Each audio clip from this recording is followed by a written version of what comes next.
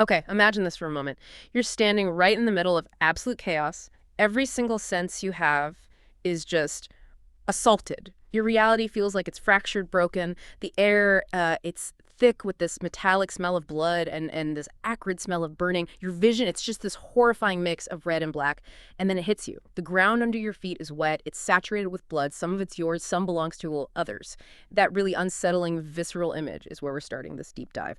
Today, we're not just talking about, a news report from afar. We are stepping directly into a raw, first-person story of surviving a bomb blast. It comes from a passage with the stark title, I Was Almost Dead. Yeah, our source material for this, it comes from these excerpts, really compelling excerpts, from a document called ifchi-1.pbf. It gives this incredibly intimate, almost harrowing perspective on, well, an unthinkable event. It strips away all the journalistic layers. We're getting it straight from the person who lived it. So our mission today, as we dive into these powerful words, is to journey through this person's immediate, minute-by-minute sensory experience, the psychological side, too. We're trying to really understand what it's like to be right on the edge of life and death, and maybe pull out some profound, almost unbelievable insights from this intense personal story. We want to grasp not just what happened, but how the mind and body react when faced with the unimaginable. Exactly. And what's so compelling and frankly deeply sobering about this account is how it bypasses any kind of intellectual filter. It just catapults you straight into the raw lived moment. The brain in these extreme situations, it isn't processing things neatly, rationally. It's just this overwhelming sensory flood, an immediate, almost primal fight for survival that completely rewrites reality in a heartbeat. That instant rewriting of reality, that's exactly what struck me. The narrative throws you straight into what we've called the world turn red and black. The shift from, presumably normal life 1 second to this hellscape the next. It's so abrupt, so violent. The shock is just palpable. Yeah. The author talks about seeing dead people in a way they never had before, not like on TV, but mutilated, maimed, and lying in pools of blood. Yeah. How does the brain even start to process something so fundamentally alien to everything it knows? Right. You've hit on something crucial there. This is where you see what trauma specialists might call cognitive dissonance, just pushed to its absolute extreme limit. That clash between what your brain expects, safety, order, life continuing, and the horrific, totally unprecedented reality staring it in the face. It's not just a concept. It's a biological stress response. The brain is desperately trying to categorize, to make sense of sensory input that is fundamentally unfileable. So the author says, I have never seen anyone die in front of me, and die, never. But right now, they are all around me. That really highlights this internal struggle. The mind's trying to grasp the incomprehensible, but it's being bombarded. Hearing last words, seeing people pleading for help, eyes full of terror, people choking. It's a total assault on every learned expectation of how things should be. It often leads to, well, a temporary shutdown of normal reasoning, a shift to pure survival instinct. And it isn't just the visual horror, is it? The sensory overload is immense, almost cinematic in its terror, like you said.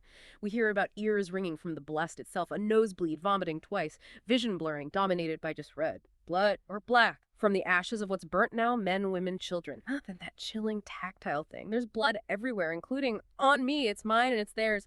Wow. That immediate physical connection, the blood on their own skin, it's deeply unsettling. Does the brain even try to form a coherent picture then, or just endure the fragments? Well, it's a bit of both, really. It's enduring, yes, but also this desperate attempt to somehow reestablish a coherent narrative, even a broken one. And this brings us to the body's immediate physiological response. Beyond the mental shock, the physical toll is just enormous. The description of skin that singes and burns from the heat, turning red and slowly turns black and peels off, that shows the sheer destructive power involved. This isn't just a burn. It's the body's largest organ being violently attacked. That triggers an intense pain response which further floods the system. Leaning against a wall, struggling for mental coherence that isn't just psychological fatigue. It's the body starting to shut down, fighting just for basic function amidst catastrophic injury. That fight, flight, or freeze mechanism, it's pushed way beyond its limits. You get this flood of stress hormones that can paradoxically numb some pain, but heighten awareness of other dangers, while other critical functions start to fail under the sheer force of it all. Gosh, it's like this agonizing balancing act, the body literally at war with itself. And the chaos doesn't just stop at the immediate blast site, does it? As that initial personal horror starts to maybe settle slightly or perhaps fracture even more, another assault begins, this time auditory. The cacophony of distress just envelops the survivor. We called it the sound and fury of the aftermath. You hear distant sirens mixing with the urgent sounds of people running, crying, and howling. This isn't just a personal trauma, it's a huge catastrophe playing out all around. The individual's pain gets tangled up with this external pandemonium. Burning cars are mentioned, the smell of fumes of burning tires everywhere. What does the brain even try to do with that kind of overwhelming symphony of distress? Does it filter? Or just succumb? It's a complex neurological response, often involuntary. The brain's limbic system, especially the amygdala, goes into complete overdrive. Amidst all the screams, the sirens, the general commotion, that survival instinct is battling this overwhelming sensory input. The brain is trying to filter, yes, but often imperfectly. It might prioritize sounds linked to immediate threat, like cries for help, maybe approaching danger, but it's also struggling with the sheer volume. We see people running, some carrying others. That points to that inherent human drive, doesn't it? To help, or maybe just to flee, even when everything's falling apart. But for the person at the center of it all, their own physical discomfort, those burning eyes, a bursting head, it just amplifies the internal suffering. Makes it incredibly hard to process the external reality objectively. It's really an example of the mind grappling with profound disorientation. That primitive need to assess personal danger while being bombarded by a world demanding attention. That mix of internal pain and external chaos? It's truly brutal. And yet, somehow, amidst all this, we see the narrator still trying to do something routine, like looking for their car. Is that common? This almost desperate clinging to normalcy when everything is utterly abnormal? Absolutely. It's fascinating, actually, and a very common coping mechanism. The brain, even under extreme duress, seeks patterns. It seeks the familiar. So searching for something as mundane as a car is like a subconscious attempt to regain some control, find a link back to the world that existed just moments before. But of course, that search just slams into stark reality, mangled and charred remains of metal. Then comes another chilling detail, feeling that residual heat, radiation maybe, on the face, the pain in the neck, touching it, finding it wet with blood, and that terrifying uncertainty. I don't know whether it's mine or someone else's. This isn't just a physical wound. It's a profound moment of losing your own physical boundaries, isn't it? Yeah, complete loss of self in the middle of mass casualty. The self becomes almost indistinguishable from the suffering all around. Precisely. The mind struggles to differentiate me from not me, when not me is so violently intruding. When the suffering is so pervasive, it just blurs the lines of individual identity. It's a moment that really illustrates how deeply trauma can disrupt even our most fundamental sense of self, our personal space. The whole body aches and burns, but that specific detail, the blood on the neck, not knowing whose it is, that speaks volumes about a psychological unraveling happening alongside the physical one. And then, amidst this relentless physical and sensory assault, this desperate search for some kind of order, a different kind of human interaction happens. It's brief, painful almost, surreal. A voice just cuts through the noise. Are you okay? But for the narrator, it feels like someone has put a hot iron rod in my ear. It's this attempted connection that's immediately painful, disorienting. The narrator then stumbles past this horrifying mix. Stilled people, people writhing and moaning, dead people, people bleeding on the ground, all these bloodied faces, gravely injured, shouting, screaming, pleading for help. Yeah. And this raises an important point about the brain's attempt to establish some form of normalcy or maybe connect with the outside world, even in the face of such extreme shock. That shouted question. Even though it's physically painful to process, it is an attempt at human interaction, right? A plea for recognition. Yet the profound disconnect is obvious straight away. The narrator's next thought, where is Avantika? Home, I guess. That's the mind latching onto something familiar, something safe amidst total devastation. It's like a desperate anchor, a single point of focus to cling to when everything else is just chaos. It's that primitive drive to reconnect with what matters, even if that connection feels impossibly far away. That drive to connect, or at least check on safety, it's incredibly powerful even in that state. They manage to pull out their phone, call Avantika, the conversation. It's heartbreakingly brief, stark. Avantika's voice obviously full of concern. Deb, where are you? I've been calling you Bet. There's been a blast in Chani Chowk today.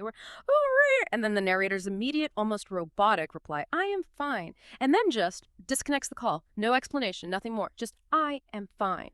What does that profound, almost unbelievable detachment tell us? That I am fine. Yeah. It's perhaps one of the most chilling and deeply insightful moments in the whole account. This isn't simply denial. It's often a really deeply ingrained protective mechanism. It's like a psychological bubble the mind builds to try and reassert some fragile sense of control in an utterly chaotic situation. We see this in many survivors, actually. In the immediate aftermath, they often downplay injuries or refuse help. It's almost as if the mind is trying to shield both itself and loved ones from the full, unbearable truth, creating this temporary, though obviously unsustainable, psychological fortress. The brain is literally shutting down the flow of information, both internally and externally, just to maintain some kind of stability, however brief, before the full weight of reality inevitably crashes in. And that stability, that fragile sense of control, it's incredibly fleeting. The final moments described in this excerpt are just chilling. Things blur a little more. I pass out. The world becomes cold and dark. There is no pain. Am I dead? From a psychological viewpoint, what does that ultimate surrender, that almost detached question, signify? Well, it's the mind's ultimate circuit breaker, essentially. After being exposed to unbearable stress, pain, sensory overload for so long, the system just shuts down. The fact that the pain stops is often, the body's last mercy in a way. And that question, am I dead, posed internally as consciousness fades away, it isn't really a plea for help. It's more of an almost philosophical question born from extreme detachment, a state where the self is so fractured, so removed from normal experience, that death itself becomes this kind of neutral possibility.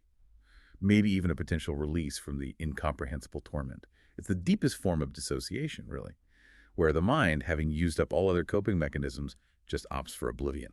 So, wow, we've kind of journeyed through this incredibly intense first-person account, from that immediate sensory hit of blood and ash, through the cacophony of sirens and screams, to that final disconnected phone call and, well, the ultimate surrender. The vividness of the sensory details, the raw emotional experience of trauma right as it happens.